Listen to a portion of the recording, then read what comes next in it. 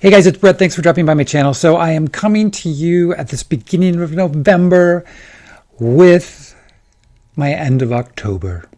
Yes, the end of October wrap up. I had a really fantastic month. I read 15 books, all different kinds of stuff. So I don't even want to waste a minute, and let's get right into it. All right. So first things I want to talk about is what I'm currently reading. I always like to do that little update. 2 books. The first is something I had on my TBR last month but didn't get to, so I'm reading it now. The Paleontologist by Dumas. I really enjoyed Luke's first book, A History of Fear, which is really good and creepy, about this man who may or may not be getting possessed by the devil. This new one, well, it's about a paleontologist. As if you couldn't tell. But he gets this young man who gets hired to be a paleontologist at a museum, the same museum that his sister disappeared in when he was a child. So it's setting up total mystery, total thriller with possibly Jurassic ghosts. Perhaps. We'll have to see. But I'm about 75 pages into it and enjoying it. It's fun. I have really no idea where it's going. I think it's laying a lot of track for probably the payoff later, but it's fun. That is the first. The second thing is Michael Cunningham's latest Day, which comes out November 15th. I started this one on audio actually because Julianne Moore reads it. So in this current age of how many big celebrities can do audiobooks, I wanted to compare hers. And it's so funny, when I started it, I wasn't sure I was going to like it. And the premise of the book is it's one day with one family, but at 3 different time periods. One is right before the pandemic, one is during the lockdown, and then one is post-pandemic, and kind of what this family goes through. It's a husband and wife. The wife's brother, who at the start is living with them, who is a school teacher and is gay, who has a very kind of weird relationship with his brother-in-law, a kind of like sexual overtones, and the couple has 2 small kids. So, but I've kind of settled in, and now I'm really interested in it and really interested to see where it's going. And if you're a fan of Michael Cunningham, you will probably most likely be a fan of this too. You know, it's typical Michael Cunningham, beautiful writing, a lot of internal voices, a lot of questioning, wondering, thinking about things, which seems to be his trademark. So yeah, I'm enjoying it. We'll see where it goes. So those are the 2. All right. So launching in, I don't have a real set order here. I liked really a lot of what I read, and like I said, it was a really good mix of fiction and nonfiction, some book prize books. So let's just go. First was Of Time and Turtle by Cy Montgomery. Cy Montgomery, who I think a lot of you know, I loved Soul of an Octopus. I really enjoyed this as well. I didn't like it as much as Soul of an Octopus, and I did really contemplate for one moment getting a turtle, but alas, no, that's not going to happen. So look, if you like Cy Montgomery and you know Cy Montgomery, you will probably enjoy this as well. You know, I had gone back and gotten her book, The Good Pig. I got the chance to talk with her for the Gaze Reading podcast and just loved her so much. She is just such a interesting and delightful human. And if you're interested, that conversation is up on Gaze Reading. And we now have a Patreon link, and our Patreon page has an extended conversation with her as well. But it's very good. It taught me so much about these creatures that I would have had no idea about. So, and not only that, but I said to her, she's really like an anthropologist, because the people that she gets involved with when she's dealing with whatever animal she's dealing with are sometimes just as fascinating as the subjects of her books. But she's just a really, really, really cool, insightful, wonderful woman. And so I would recommend that. I had been almost through with this, or had just finished this when I did my last posting, I think when I did my 10 before the end, which this was one of them. I finished this. It's so funny that I'm doing this right after the Of Time and Turtles, because Sabrina Imbler actually blurbs on the back of Time and Turtles. And Si and I talked about them a little bit on our conversation. I loved this so much. These are a series of essays about 10 different kinds of sea creatures, but it's also about Imbler's, not only their biracialness, but also their gender identity, and coming to terms with all that, and how it all ties into these different stories. Really beautiful writing, definitely one of the most beautiful covers. But I really loved it. Listen to this on audio. They read it. They have a great voice, and I don't know. It's not a long book. You can get through it fairly quickly. Really liked it.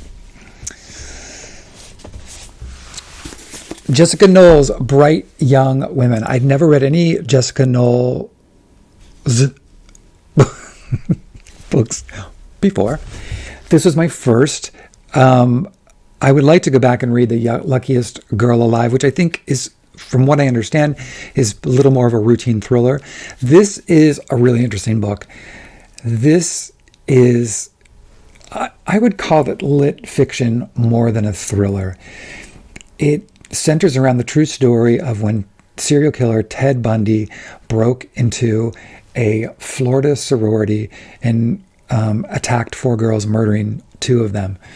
The point of views in the book are the sorority president, whose roommate was one of the girls killed, and then completely separate, another woman who in the 70s, a girl who's kind of growing up in a very controlled household, who ends up becoming a victim of Ted Bundy's. The trick with this book is Jessica Knoll never mentions Ted Bundy by name, ever. And so the book is really about the women, not just these 2 either. It goes into the rest of the girls quite a bit. And the other kind of central character in the story is the woman who was friends with the victim in the 70s and comes to the chapter president in the current day and says, when all this happens, and says, I think there's a connection. I think my friend being killed, and it's the same person. So I thought it was really well done. I thought it was really compelling. But I caution people thinking, it's a straight up thriller, because it's not. There's some absolutely tense moments in this. The opening sequence is really nail biting, but it's not as much about that as it is kind of, especially with this chapter president then coming into the present, trying to get justice for these women and to put Ted Bundy away. So I would really recommend it. Again, also a great audiobook. The actress Sutton Foster is one of the 2 narrators. She does a great job. So would recommend. Look at this, you guys, all these recommendations right now. Okay, speaking of recommendations, I think I was reading this before too, and I know I've talked about this. This will be the final time, possibly, I will be bringing Kala up. Really, really loved this.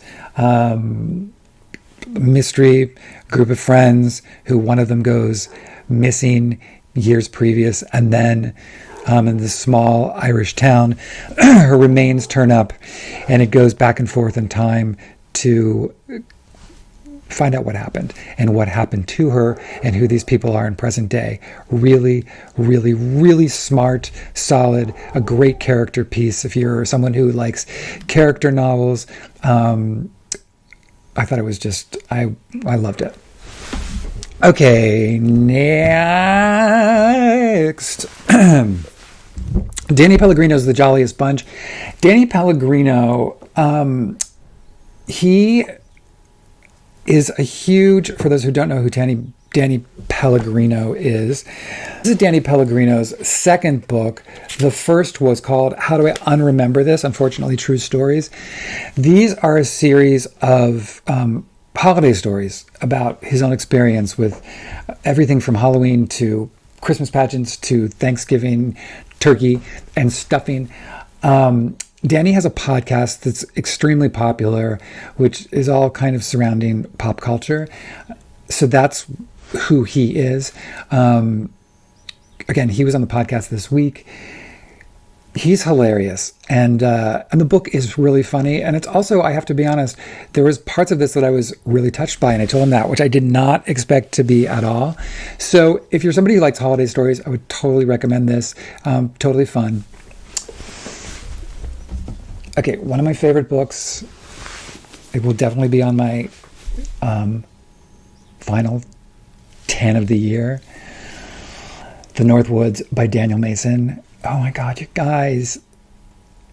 This is one, like, you know, you read books and you read a lot of books and you're like, oh, this is good, this is good, this is good.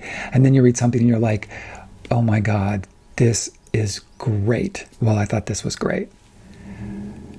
I never read Daniel Mason before. My sister has read it. She told me she'd read everything by him, and she was kind of singing this book's praises. I know, and a lot of people I've seen talking about it. What it is it's a 200-year history of a house and the land that the house is on, following a series of people who come in contact with it, whether or not they're people who lived in the house, people who showed up at the house and on the land for a specific reason. There's a runaway slave.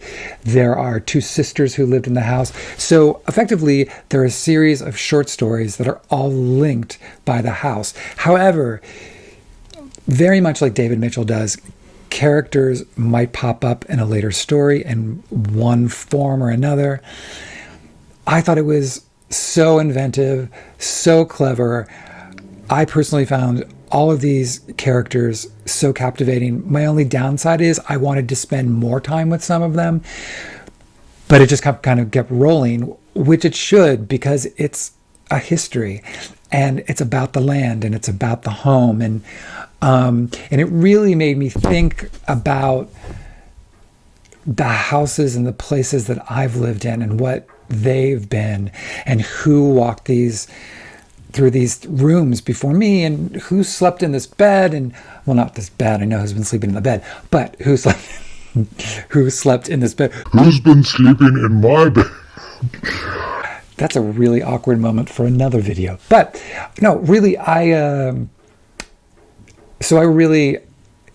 loved it. It's total lit fic,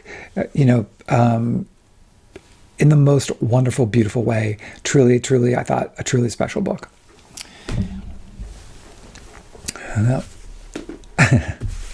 Okay.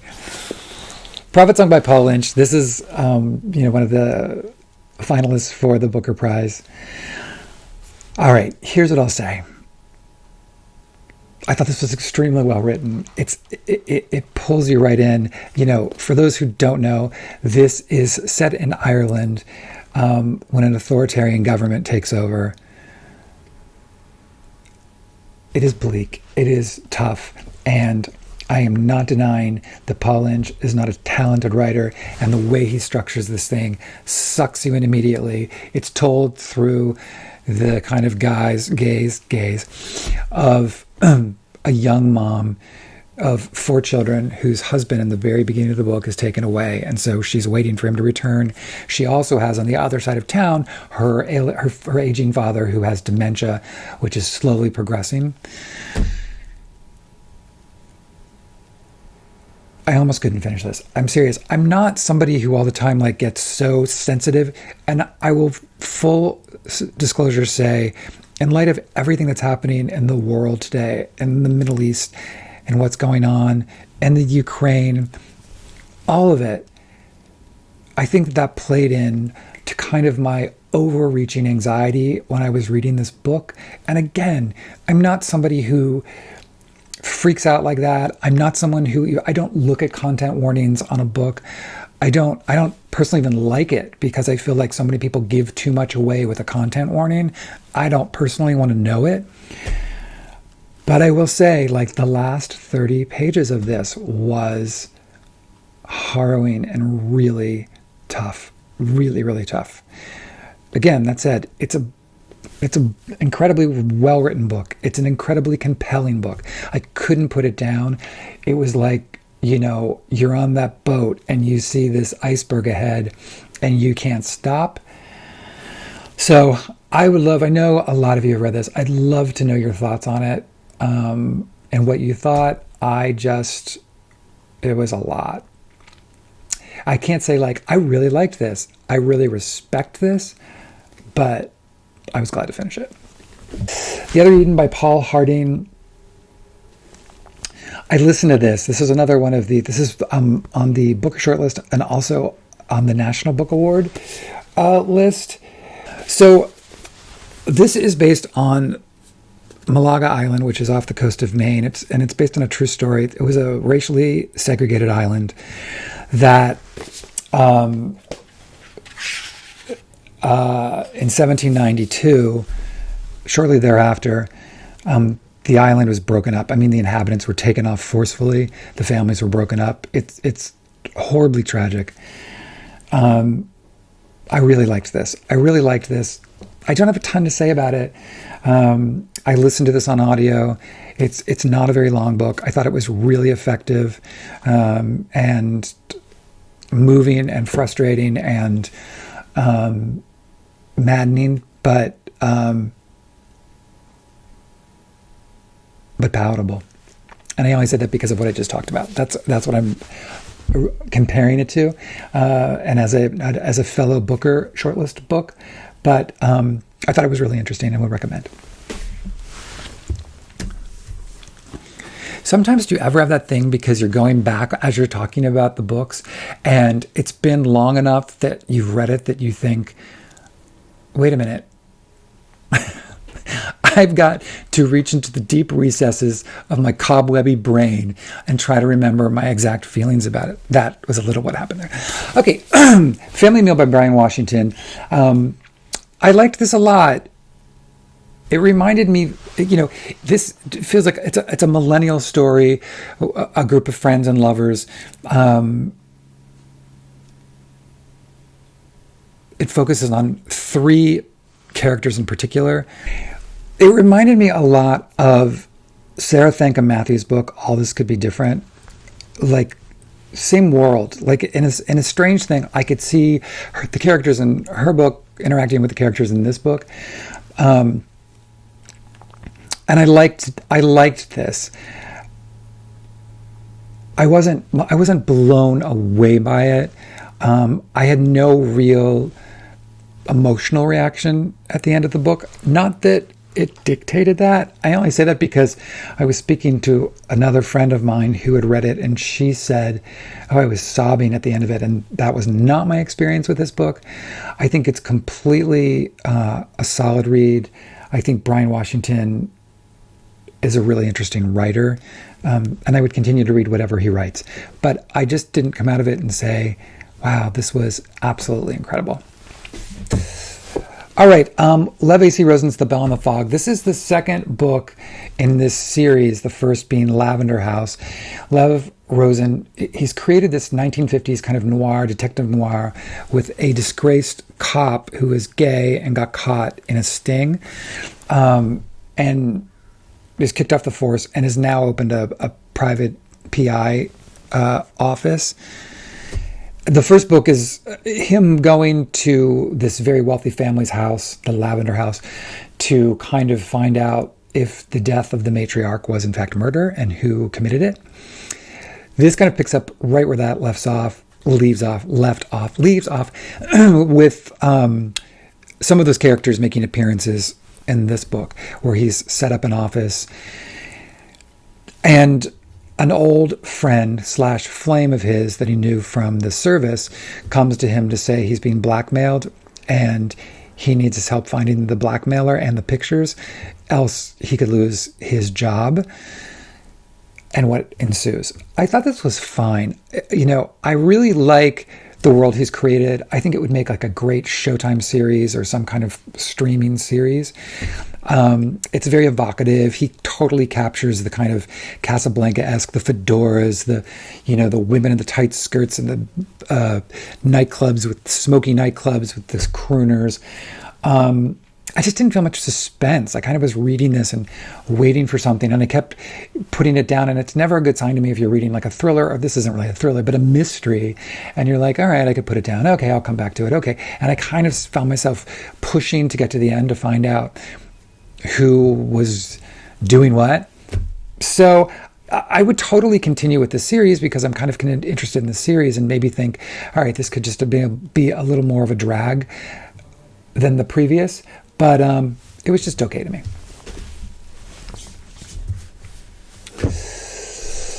All right, Megan Nolan's Ordinary Human Failings, continuing to gush about Irish authors. I thought this was great. This is about a Irish family who's now moved into London, who is kind of what, you'd effectively look at as poor white trash. The young daughter of the main girl, whose name is Carmel, she's the mom. Her daughter Lucy is accused of killing a girl on the playground. No one saw it happen, but she was the last person who was seen with this young girl, who was then found who's dead on the playground with marks on her neck that it looked like she had been strangled.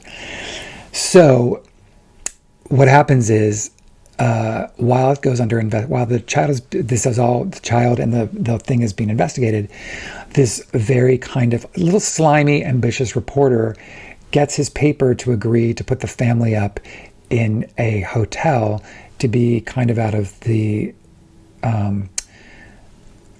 sightlines of people and the press, so they can get this scoop to find out, what could have happened, and if they can scoop this story about what was going on with this family. So the time in this hotel with the reporter, he kind of meets all the family members, and we get an uncovering of their pasts and what led up to this moment. It's really good. In a weird way, it was a little like Paul Murray's The Bee Sting, which is you have this face value of who these people are, and then suddenly you're getting these revelations about who they really are and how they ended up in the spot that they are. So again, not a very long book, really smart. I'm absolutely going to read her first book, Acts of Desperation. I think she's a really interesting writer, and would recommend this. And also, isn't this cover giving you Phoebe Waller-Bridges in Fleabag? Hilarious.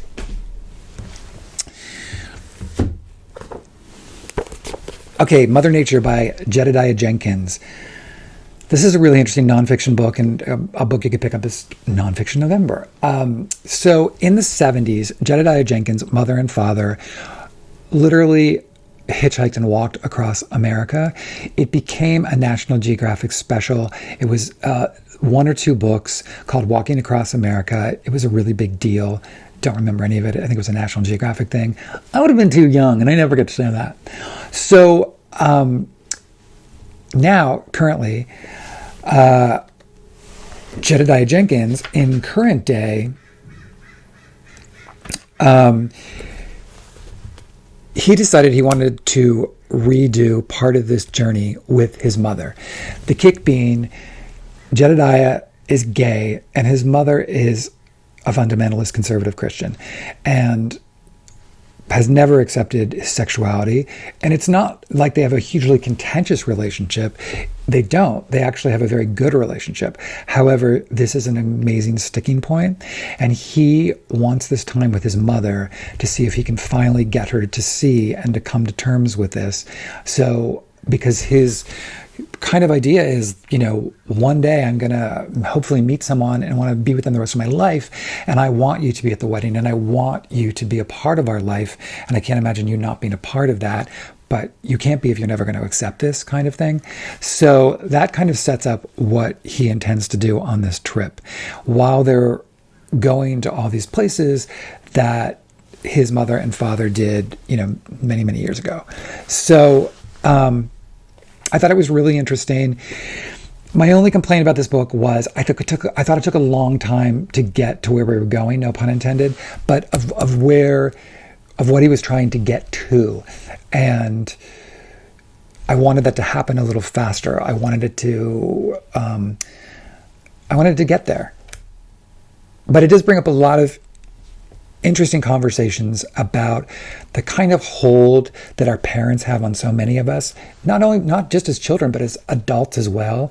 And how do we move past that? And how do we claim our own lives for ourselves while still loving our elders or people that may not agree with us? So,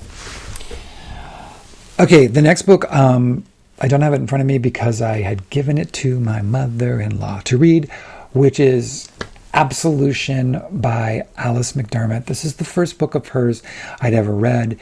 I started to hear buzz about it, and then Ann Patchett, the goddess Ann Patchett, had said she thinks this book is going to win the Pulitzer Prize.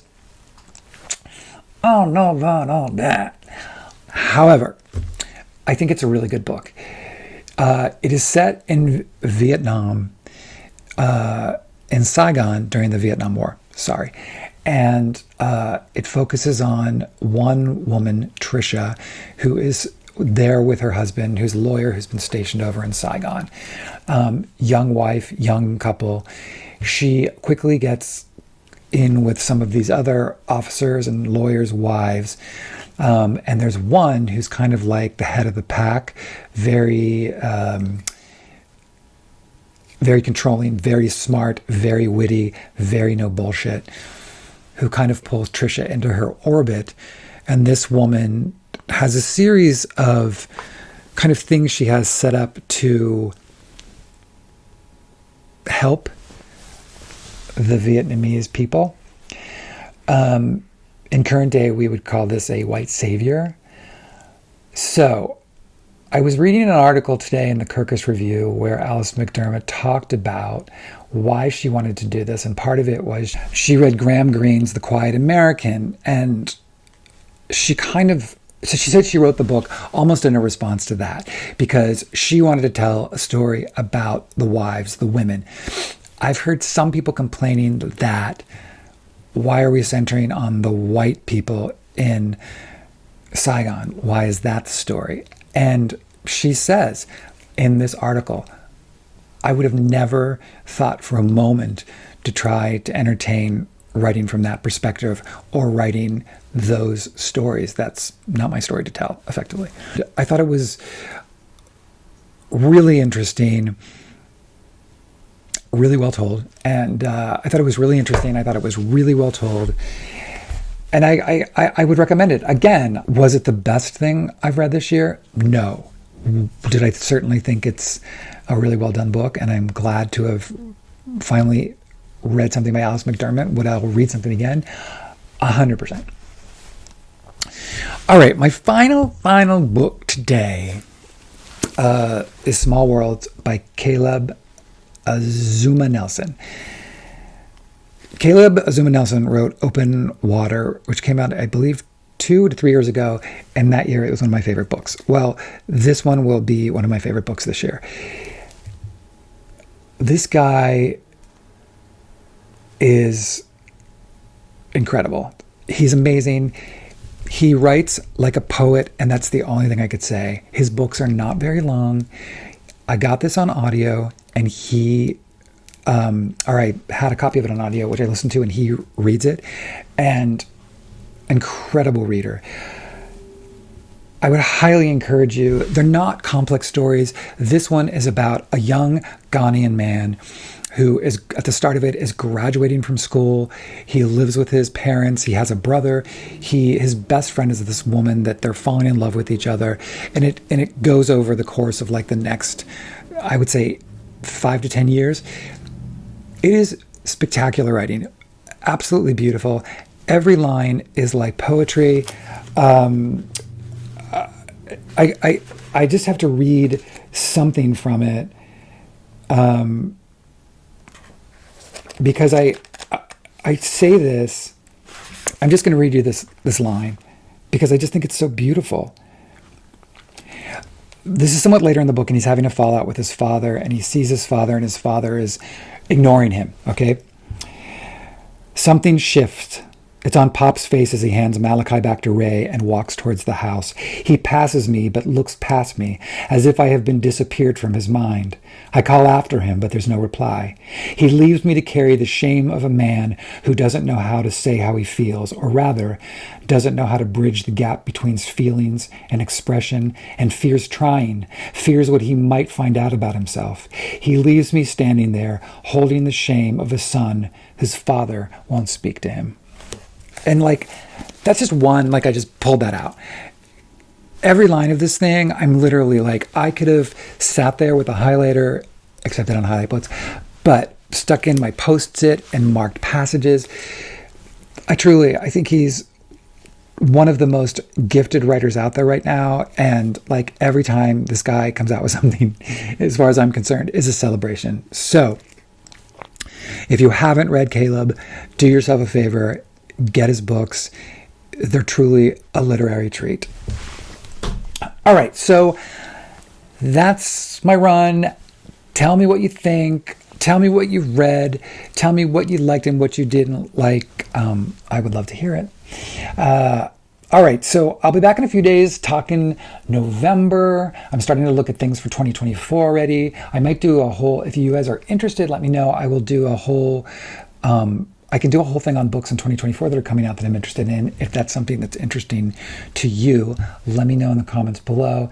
And again, thank you. If you're enjoying this, like and subscribe. I really appreciate all your support, and I will see you all soon.